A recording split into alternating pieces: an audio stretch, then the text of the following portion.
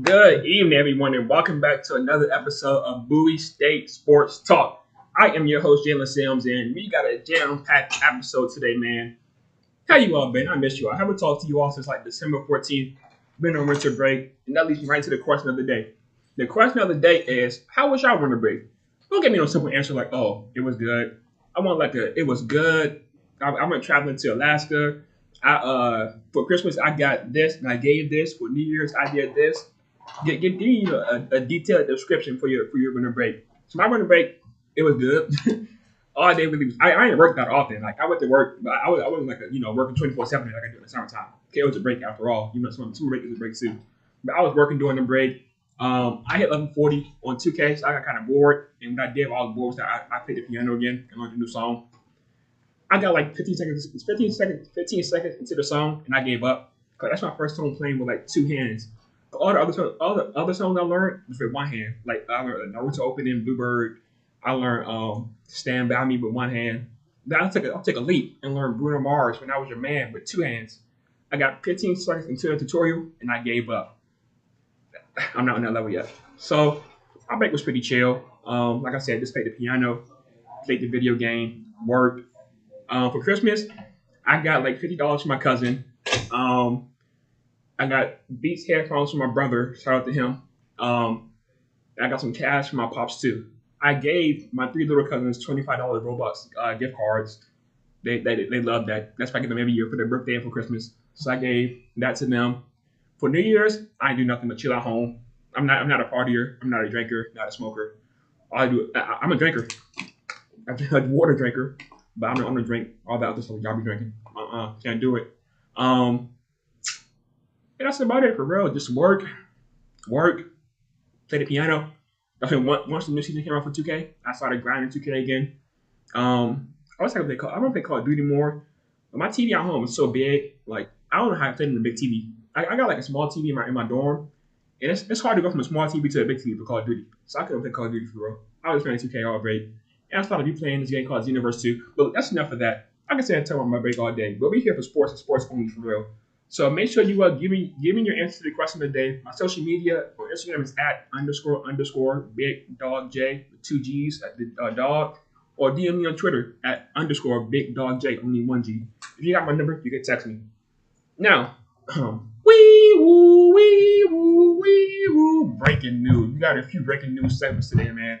First thing first. Quarterback Dion Galat Jr., aka DJ Galat, is declared for the 2023 NFL Draft.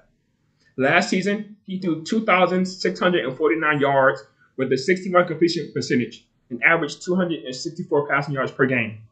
He also threw 18 touchdowns. He can also escape the pocket and run if need be, as he managed 64 times with 129 rushing yards.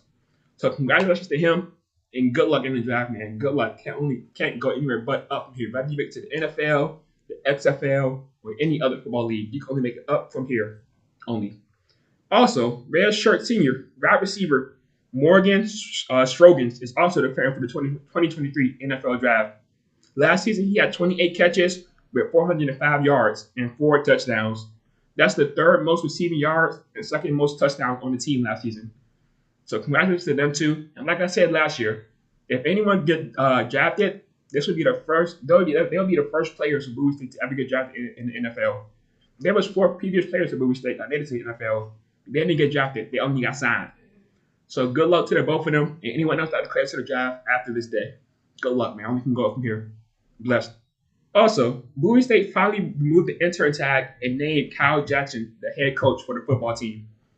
For those of you that don't know, Mr. Jackson was the interim head coach last season. He went 6-4.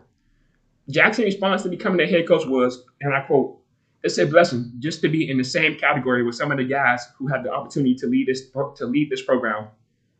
I'm a homegrown guy. Bowie State is everything to me. They gave me the opportunity to earn my degree and finish playing the sport that I love. It's a blessing being named the head coach here at Bowie State University." End quote. So congratulations to Kyle Jackson for officially becoming the Bowie State head coach. Hey, look, if you need a defensive tackle, you got one right here, my man. As long as I just make the team without trying out, you got one right here. I retired, but I don't mind coming back if I'm not to tryouts. No cap. Speaking of head coach, kind of sucks that my Carolina Panthers didn't re-sign. Like didn't like I signed our intern head coach, but we'll see how the season goes. That's neither here nor there though. But now on to Bowie State basketball. The women's basketball team was currently 4-4 when I was last on air, which was December 14th, 2022. They are now 10-8 as they went 6-4 during the Christmas break. Nine of those 10 games they played over the break was conference games, in which they went 6-3 in those conference games. Now, for the sake of time, I'll just go over their 6 W's and not go over the losses. Their first win was their first game for the break against Livingstone. They won 66-60. Junior C. Nice Lions stepped up big and scored her season high 14 points.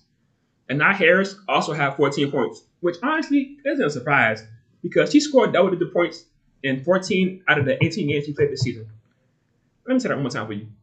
She scored double-digit points in 14 out of the 18 games she played this season. She's a bucket, like a walking bucket, to be honest. And the crazy about that she don't shoot threes. All her points come from the free throw line and from like mid range and layups. Like she's a hard player. Like she be getting fouled. Like if you watch the game, she go to the basket like almost every time she touches the ball and be big body in them. Like she be getting fouled, falling on the floor, but she never get injured. She get back up and keep on doing it over and over again, putting her body on the line for the team. I like that team player. Now they won their very next game, which was against Johnson C. Smith, 62-48.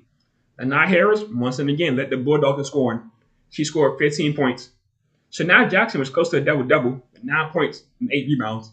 The Bulldogs held the Golden Bulls to just 15% from the three-point line, as they were 1-for-4 in the first half and 0-for-9 in the second half. The Bulldogs forced 24 turnovers and scored 25 points off of the turnovers. The Bulldogs bench also did their due, as they outscored the Golden Bulls bench 24-8. Shout out to Kobe, man. Rest in peace, Kobe, Gigi Jackson, and the rest of the Panthers that passed away on the airplane, as they passed away on January 26, 2020. Man, that was a sad day in the sports world. Rest in peace to them. Like I said, the Bulldogs bench outscored the Golden Bulls bench 24-8. That's when they opened up 2023 with a third win of the break, and that was against St. Augustine, which is not surprising, as the Bulldogs was on a 7-game win streak against them going into that game. After that win, they're now on an 8-game win streak against St. Augustine. Tiana Jackson had a double-double with 16 points and 10 rebounds. This game could have been a blowout win for the Bulldogs, but they shot 3 for 19 from deep. But they did everything else in the game good, though. They won points in the paint, 42-28, points off of turnovers, 21-9, and rebounds, the rebound count, 52-31. Sheesh. They won their very next game, which was against Elizabeth City State. They won that 55-44. Maya Smith led the whole game in scoring with 12 points. That was her season high, her first double-digit point game of the season. The Bulldogs won this game at the free throw line as they made 18, while Elizabeth City State only made 5. Then they won their very next game again against Virginia Union, 54-48. Anna Harris had 18 points. 14 of those points came in the second half, but she was very effective. She was 6 or 7 from the field. Nia Langley was the only player to score double-digit points for Virginia Union. She scored 20. The next leader scorer on Virginia Union scored 6. So yeah, Bulldogs get a good that era of basketball is over. Not only one player can carry a team to victory anymore. Basketball is officially now a team game. Officially. The Bulldogs won their next match, which was at Shaw University, 64-60. That win tapped their largest win streak of the season, as they was on a 3-game win streak. The Bulldogs were down 53-47 with 2 minutes left in the game before they went on a 7-0 run, finished off by Jayla Irvin 3. The game then went to overtime, but the score of 54-54. With 36 seconds left in OT, the Bulldogs were once again down 60-59. They ran on another run. This time it was a 5-0 run, and I gave the Bulldogs the dub, 64-60 in overtime. Now you heard me mention name earlier, and a ton last year. He was a listener. Jayla Irvin, she showed up big in this game, and she led the Bulldogs with 17 points. That was her first double-digit point since December 17th of 2022. Now she was like up there with the Now Harris leading scorer, but over the break she had like single digit point games, and that game right there got her lit up. They won their next game versus Virginia State 59-47, extending their largest win streak of the season to now 4 wins. This game was over in the second quarter, to be honest, as the Bulldogs went on a 9-0 run to take the lead 23-15. After that, they never looked back. Anai and Jayla combined for 43 of the Bulldogs' 59 points. 43 of their 59 points. As Anai had 21 and Jayla had 22 points, 1 point shot of her season high 23. Like I said, that's 2 games in a row that Jayla went on a scoring tear. She might be back in her MVP form. We'll see. Earlier this season, she was up there in the MVP. She was up there. But speaking of MVP, after the game, Anai Harris was named the Eastern Star Most Valuable Player, as she should, rightfully so. So far this season, she leads the Bulldogs averaging 14.9 points per game, which is the 6th most in the CIAA. She's leading the Bulldogs with 38 steals and 80 made free throws this season. The remaining of the Bulldogs game this season are conference games. They will be back in action on Saturday as they play Shaw University again at home. Speaking of home, the Bulldogs haven't lost more than 3. The Bulldogs haven't had 3 or more losses at home since 2015. So in 7 seasons, they had 3 or less losses at home. Right now, they're 7-3 at home. So be on the lookout for that. Don't want to end that streak. Trying to make that streak 8 years in a row with 3 or less losses at home. Now to the men's basketball team. The men's basketball team is now 2. It was 2-9 before I went on Christmas break. They are now 5-18 as they went 3-9 over the break. They snapped a 6-game loser streak and went on a 2-game win streak. They won against Livingstone and Johnson C. Smith. They beat Livingstone 75-73. The Bulldogs did a great job defending the 3-point line as they held Livingstone to 7.1%. They shot 1 for 14 from deep. Mark Bradshaw led the Bulldogs in scoring as he scored his season high 23 points. Shout out to LeBron, the best 23 ever. No cap. He also had 2 other players, Jakari, who won CIAA Rookie of the Week that week, and Warren, who joined him with double-digit points that game. Meanwhile, the only player from Livingstone that scored double-digit points was only one person. Like I said, it's a team game now. It can't be one person scoring double-digit points and winning the game. Those days are over. They then went on to beat Johnson C. Smith 68-66. With 59 seconds left in the game, the Bulldogs were down 62-66. They went on a 6-0 run to win the game. The Bulldogs bench stepped up big this game as they outscored Johnson bench 37-19. Mark Bradshaw led the Bulldogs in scoring once and again as he scored 15 points. The Bulldogs then went on a 5-game losing streak and got a nail-biter win against Lincoln, 57-56. Jarrell Webb only scored 5 points, but one of those points came when it mattered most. He knocked down a free throw with 7 seconds left to get the Bulldogs the lead. Lincoln had one more chance to score and win the game, but Caleb Johnson got a clutch steal with 2 seconds left to seal the deal. Anthony Carpenter and Kyrie Freeman Davis led the Bulldogs in scoring with 14 points.